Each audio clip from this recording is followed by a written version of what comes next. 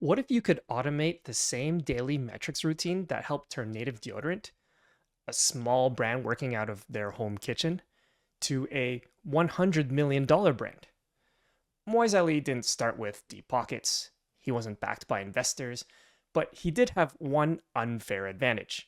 He tracked his numbers like his business depended on it, because it did. Every single day, he'd check his metrics. If a new deodorant scent wasn't selling, he'd catch it immediately. If an ad spiked sales, he saw it the next morning. That tight feedback loop helped him outmaneuver billion-dollar brands, one row of data at a time. I imagine him in a dark room, lit only by his monitors, scrolling through spreadsheets like some sort of mad scientist, hunting for the next insight. And it worked. Just 2 years later, Procter & Gamble acquired Native for $100 million. So when I talk about tracking daily metrics, this isn't just some productivity hack. It's the kind of habit that can change your business trajectory. But here's the thing. Moiz did it manually, and he'd be the first to say that's just not scalable. So that's why we built an AI agent that automates this process. It pulls your daily store metrics so you can see what's working and what's not without spending hours collecting the data yourself. We use it ourselves, our clients use it too, and in this video, I'll show you exactly how it works so you can set it up for your own brand. If you want help building it for your business or just want more content like this, check out the links in the description. All right, let's dive in. Okay, so let's jump into N8N, and here we have our AI agent workflow to collect the daily metrics. We'll get into the more in depth on how we built this later in the video, but for now, all you need to know is that we are sending a Slack message to the agent. The agent's going to figure out which days of data we want to get. We're going to loop through all those days, and then it's going to craft its response. Here we have a sub workflow, which looks like this, and it's going to be getting Shopify data. It's going to be getting Facebook ads data, and then it's going to put all of that into the spreadsheet. And that spreadsheet is going to look something like this, where we have our sales data, our order data. We've got COGS, fulfillment, ROAS, and then ultimately we'll just get this contribution margin, which can tell us how our store is doing. We also have some conversion data like add to carts and conversion rate, etc. So what we can do here is a little demo. So here we have data up to April 13th. Today's April 15th as I'm recording. So why don't we get yesterday's data? So we can activate the workflow and let's bring over Slack. So let's say, what are the metrics from yesterday? And what that's going to do is that's going to activate our workflow here. You can see here it's working through. It's figuring out which days to loop over, which is just one day. It's going to be getting the data now. And then once it's done here, it's going to craft the response and it sends us a new message. So there we go.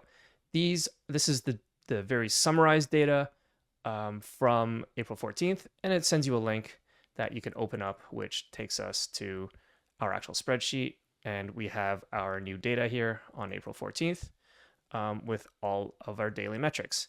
And once we have our metrics, then we can actually start to understand what's happening on a daily basis. Was it a new ad that we put up that helped things become a little bit better, or maybe they're not performing as well? So for example, here we could see that we had a really good day on the 12th, but then maybe these other days aren't as healthy. So now we can start to really make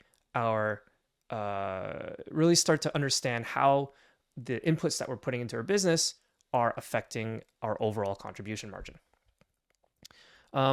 Here you can actually see there's some data that's not being populated, and that's because the conversion rate data, which you can find in Shopify here. So actually, if you go to Analytics Reports and then Conversion Rate Breakdown, right here at the top, because we're just looking at it. So here, this is the data that we can collect here. And so unfortunately, Shopify, the Shopify API doesn't expose this data. So we do need to just export it, right? And paste the data in here. Since this is our demo store, we actually don't really have too many sessions happening on the store. But you export the data, and you're going to get a spreadsheet that looks something like this, right? So you have all of this data for these different days, and then you can just simply paste it in there. So unfortunately, at this moment, that part isn't automated, but it is a pretty simple thing that you can do as a final step to get that data in there. And so once that's all filled out, then you also have your conversion rate along with all of your other metrics. So that's our AI agent to get these daily metrics, just like how Moiz Ali would do it, but we've automated it. So if you want to learn how to build it yourself, then let's take a look. Okay, so why don't we start off with the main workflow? This is the high-level workflow. We're going to trigger the workflow with a Slack trigger. And so in here, we're going to be setting the credentials here. So if you don't know how to do that, we actually put a video out on how to connect Slack and a lot of other tools into N8N. Pretty much all the tools you need for this video are how to do those connections are in that other video. So if you need to learn how to do that, just check the description below. We'll send a link there. But we put our channel ID in there, which you can find at the bottom right there. And basically what we're saying is whenever we mention the bot, then it'll trigger this workflow to start. So in this AI agent, what we're doing is we're actually going to be receiving the message. So, okay, what are the metrics from yesterday? And what we have here is a system prompt that is going to say, what we're going to be doing is we're going to be looking for which days were requested, and then we're going to output the start date and how many days we want to find. So this is the structured output parser. So this is the format that we're outputting. It's going to be the start date, right? So let's say April 1st is the first day we want to do, and the number of days. So in this case, it's 1, as for an example. But we could do 30 days at once. So if you want to go back in time and start to get a real good feel of how you've been doing for the first quarter of 2025, for example, then you can actually do all of that without having to manually get all the data yourself. So sorry, I skipped a node. Okay, so here in this node, we're receiving that data, right? The number of days and our start date. This was the one we just did actually, right? So April 14, one day. And in here, we actually set a few variables. So one is the document ID. That's going to be the Google Sheet that you're going to be adding all your data to. So we need to have this template here with these different metrics that we've set up. And we are saying this is the sheet that we want to add all of our data to. We need to add the sheet name as well. That's the one down here, right? So this tab right here, this sheet 1 is what it's called. And the 2 variables that we're getting from our agent. Also here we have a couple of fixed variables, right? So if you're using Shopify payments or any other payment processor, they're going to be charging you fees. So we want to make sure we capture that because that is an important part of your contribution margin, right? It's an expense that you have to pay. If you don't consider it, then you might be thinking you're doing better than you actually are. So we capture that as part of it, so you add your percentage there. And then here we have a cost of goods sold percentage and a fulfillment percentage. So what this means is what it costs to you, right? So the product that you're selling, if it's a physical good, is going to have a cost for you to purchase it. So that cost is your cost of goods. We're going to include that here as a percentage, and also the fulfillment. So to pick, pack, and ship, that's a cost that you have to incur as well. So you have to include that as well.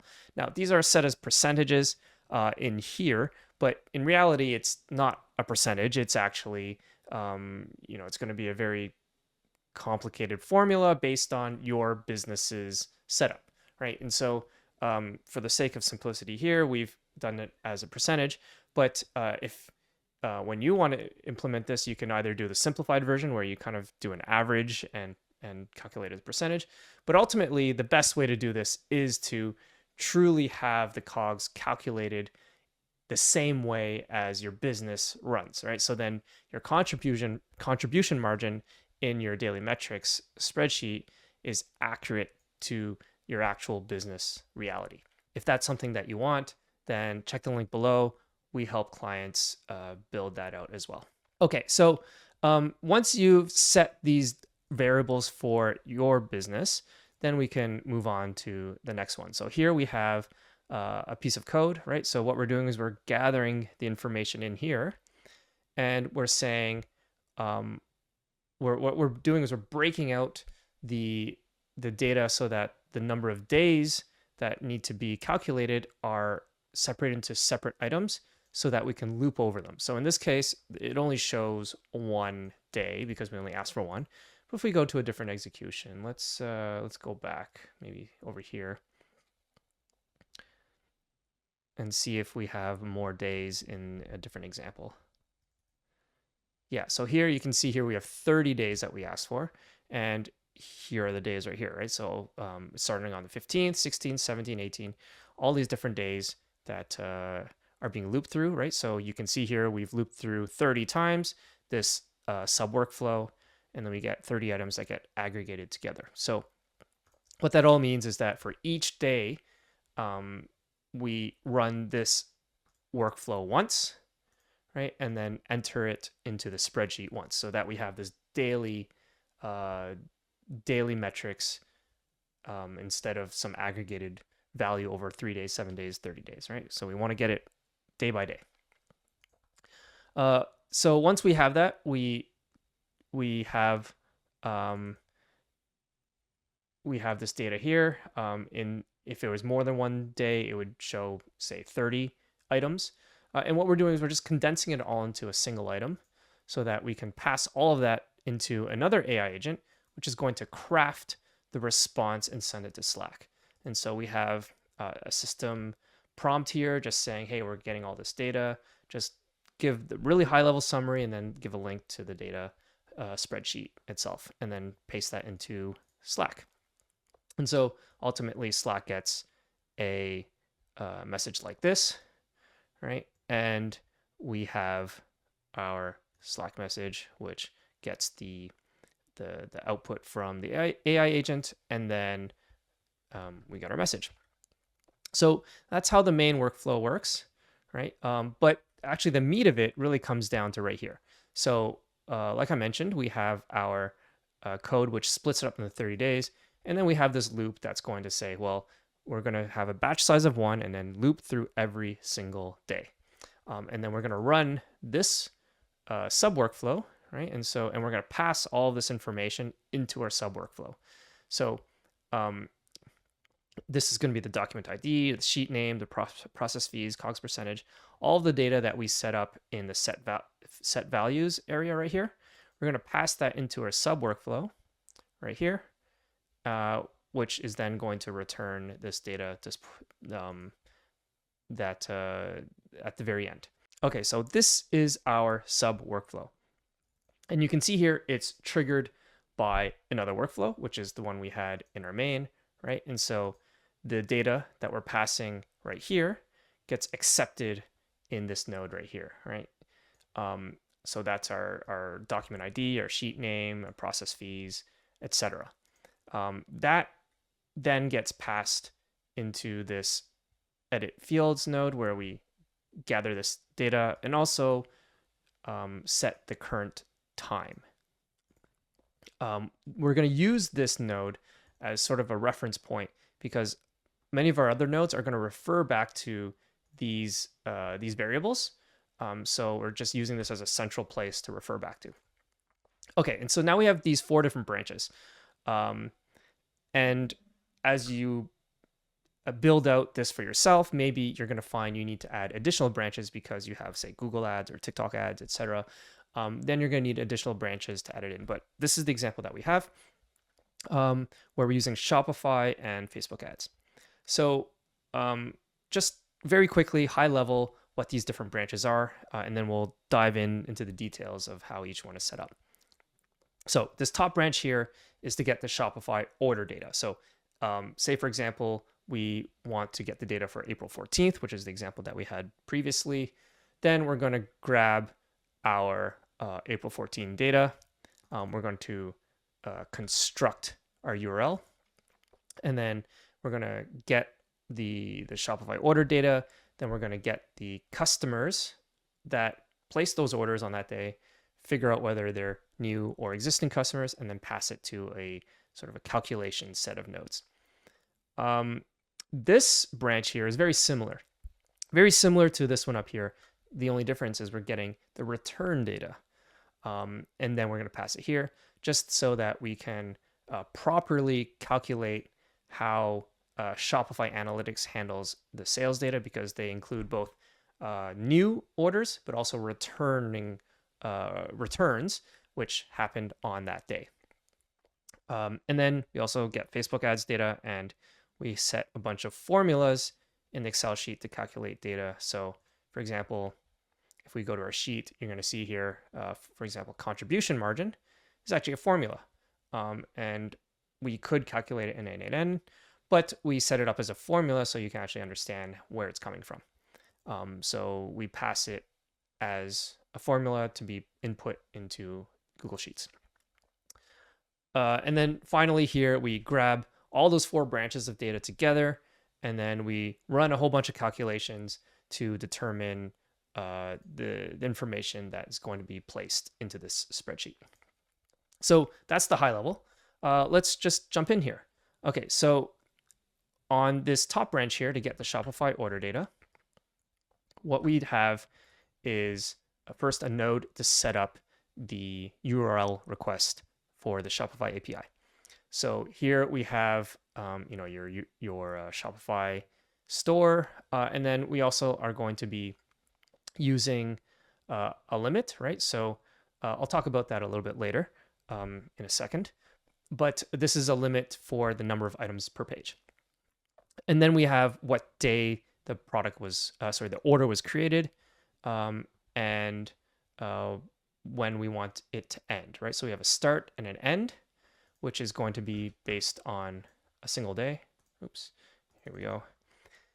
So once I open this up, so you can see here the start is at midnight on the day in question, and 11:59:59 for that day. And now we're in Toronto, so we're in the Eastern time zone, but you can change the time zone to match whatever time zone you're in, just to line up to make sure it's grabbing exactly from midnight to 11:59 in your local time. And so this sub workflow will always work for one day at a time. Okay, so next we do our HTTP request using the URL that we had before, right? And so this is called a REST API request. The reason I'm mentioning that is because later we'll do a GraphQL as well. But you don't need to worry about too much about that if you don't know what that is. Just know that we're using this URL that we created previously. And then we have our Shopify credentials. So you just connect your Shopify account. If you don't know how to do that, we did a video on how to set up your integrations. So just check the link below in the description. We'll show you how to do that. Okay, and then so we also need to include the response headers, because that is going to tell us whether there's more data beyond the first page. And so what that's doing is checking to see if there's a lot of data happening on that one day. So if you go to your orders page in Shopify, you're going to see a list of orders. And then if there's a lot, you might have to go to the next page. So the API works similarly. It only grabs so many orders at a time, maximum 250, which is why we set it as 250 in this node here, 250. But if you have more than 250, then you actually have to paginate. And so that's what's looping. That's what this loop is for. Because if there's a next page, then we need to run that request again for the second page. So that's what we're doing here. So we have our HTTP request. Then we're going to be merging the different pages together, right? So if it's the first page, then it's going to be the only page. But if there's a second page, we put those orders together. And then we then have this code node, which is looking for the response from the HTTP request and checking, is there a next page URL included in the header? And then this if node is saying, okay, well, if there is, right? So I've extracted that next URL. If it exists, then that means there's a next page. And if there's a next page, then we actually have to run the HTTP request again. So we go up here, we have a wait. We have a little, very quick, short wait. It's half a second, just so we don't overload the API. And then we have this edit field, which grabs the URL, right? The next page URL, and passes it back to the HTTP request to run exactly the same thing again, which is to grab the orders for the next page. And we'll just continue to do that until all orders for that day are complete.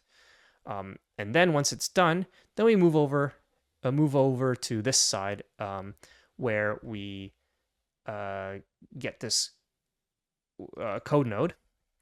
And here, what we're doing is we are extracting all of the customer IDs from the orders that were placed on that day. So in this case, April 14th. And then once we have all of those customer IDs, they're combined into a single item. So we're splitting them out into individual customer IDs. And the reason why we do that is so we can loop over each individual customer ID. So here we have a loop, and we set the batch size to be the limit, right? 250. And we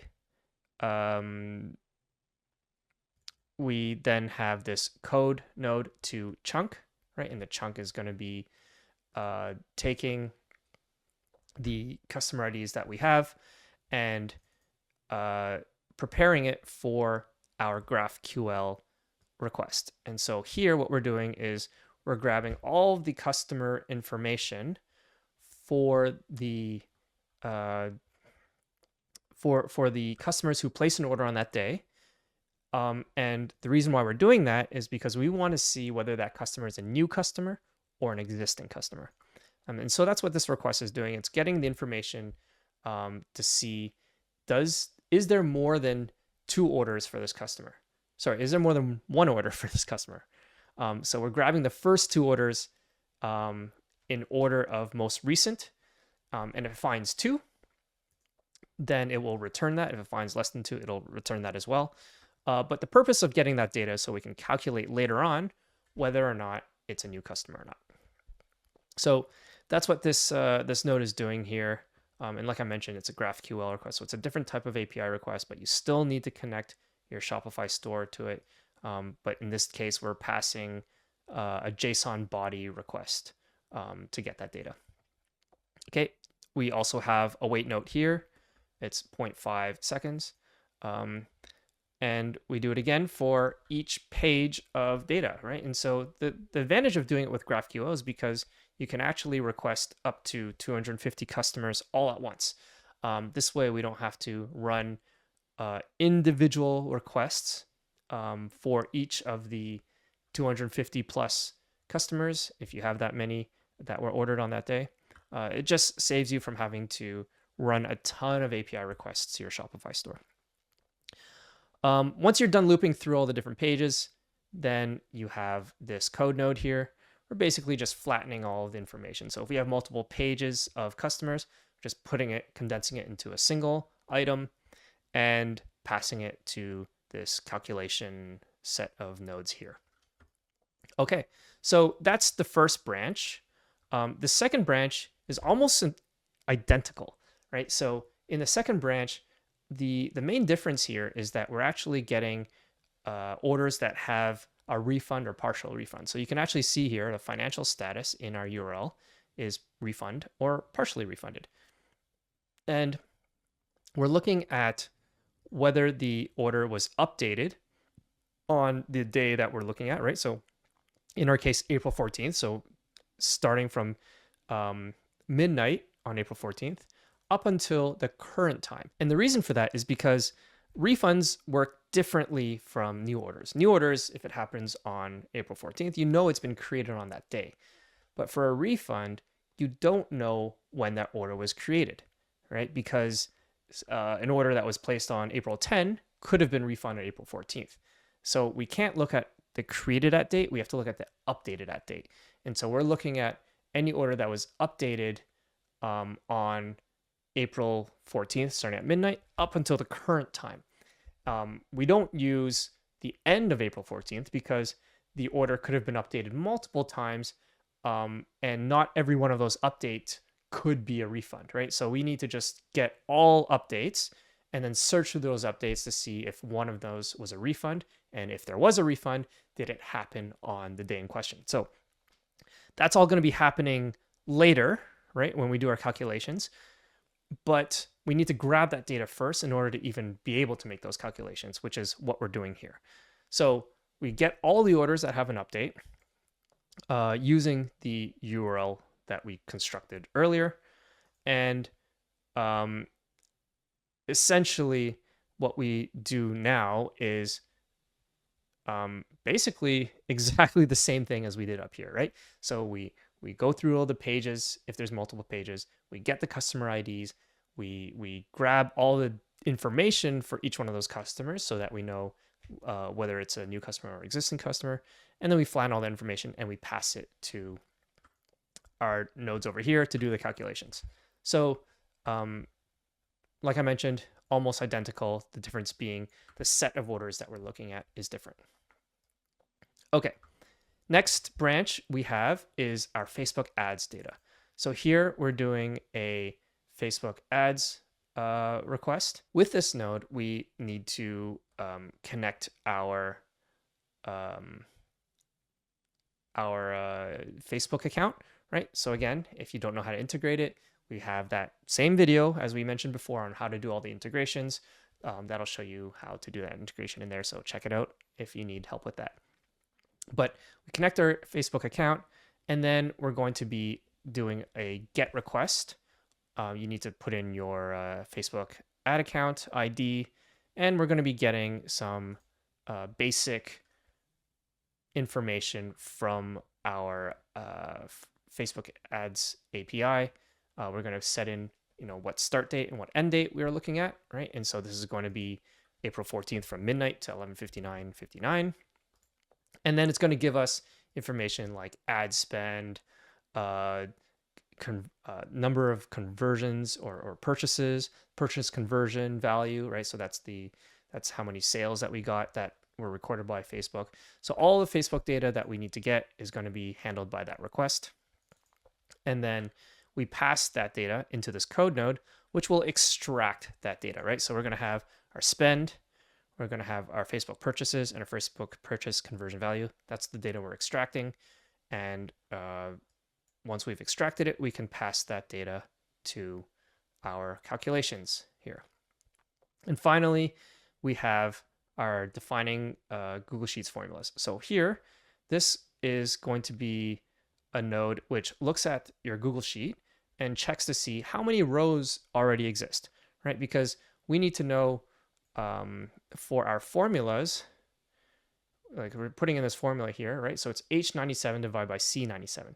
We need to know what row we're on so we know what value, what cell, essentially what row we're using in our formula itself. Otherwise, the calculation is not going to work. So that's what this is doing here. We're checking to see how much data is in the row. How much data is in the Google Sheet. And then based on that, based on the return of this node, we can calculate what the row is for our sheet, right? What the next row should be. So in this case, 106 would be the next one. So it'll calculate and figure out, oh, okay, so we should be on row 106. And then it's going to set up all of our formulas that are going to be in the Google Sheet. And then once we've done that, we pass it over to the calculations here at the end. Okay, so now we have our merge node. Right, we're taking these 4 streams of data, 2 from Shopify, right? So the Shopify orders and the Shopify customers who place those orders. Then we have the Shopify return and the Shopify customers who made those returns. So that's the 4 that are being merged together. And then they're going to be aggregated into a single item, right? So that becomes one item instead of 4 separate ones, which then get merged with the Facebook data and the Google Sheets data, right? So we do another merge here to combine them together. And that's just all preparation, right? So it's preparation so that we can then have them all readily available in this set node, right? And this set node here is going to grab all the different data that we need and assign it to these different column IDs, right? And all of these all these variables here are going to match column IDs in our spreadsheet. And that way, when we set it up here, we can just map everything automatically, right? Because we already have an exact match between our variables and our columns. Now, one very important node that I skipped is this one right here, because what this is doing is all the calculation from this data here to figure out what the sales are, what the returns are, whether it's a new customer or not. So it's pretty complicated calculations, but it basically merges that all together, and then you get this Google Sheet at the end. So let's open this up. I'm not going to go through this line by line, but like I mentioned, we end up calculating our total number of orders, the gross sales, the discounts, how many returns we got. We calculate the net sales, right? So you have your gross sales, but then there's returns and refunds and discounts, etc. So then you'll get the net sales, and importantly also whether it's a new customer or a returning customer. So all these calculations are done in the exact same way as Shopify does it. When you go to your analytics page, and you want to look at the sales breakdown, right? So we calculate it in exactly the same way as they do it here, so that whether you visit here or you look at your metrics table, it's the same data. But yeah, so we calculate all that data and we output it so that we can then get it into our spreadsheet. And so that's the sub workflow. And this here again is our main workflow. And together that is our AI agent to get our daily metrics. So that's the AI agent, pulling daily metrics automatically, just like Moiz Ali did manually when he built Native into a $100 million brand. But unlike Moiz, you don't have to do it all yourself. You don't have to wake up and dig through 5 dashboards to build your spreadsheets. You just get the numbers that matter when you need them. This is the kind of system that gives you leverage. It lets you spot what's working faster, catch problems sooner, and make better decisions without burning time. Now, the setup I showed you today is just a starting point. You can adapt this for whatever matters most to your business. Maybe you're running ads on Google or TikTok. Just extend the workflow. Maybe your metrics look different. Swap in the data you care about. And in the future, you can even have this agent act more like an analyst, pulling in your marketing plans and giving you context, not just results. We use this internally, and we've helped clients set it up too. If you want help implementing something like this, or if you want to see more breakdowns like this, check the links in the description. And if this video was helpful, a like or subscribe lets us know to keep making more. Thanks for watching, and I'll see you in the next one.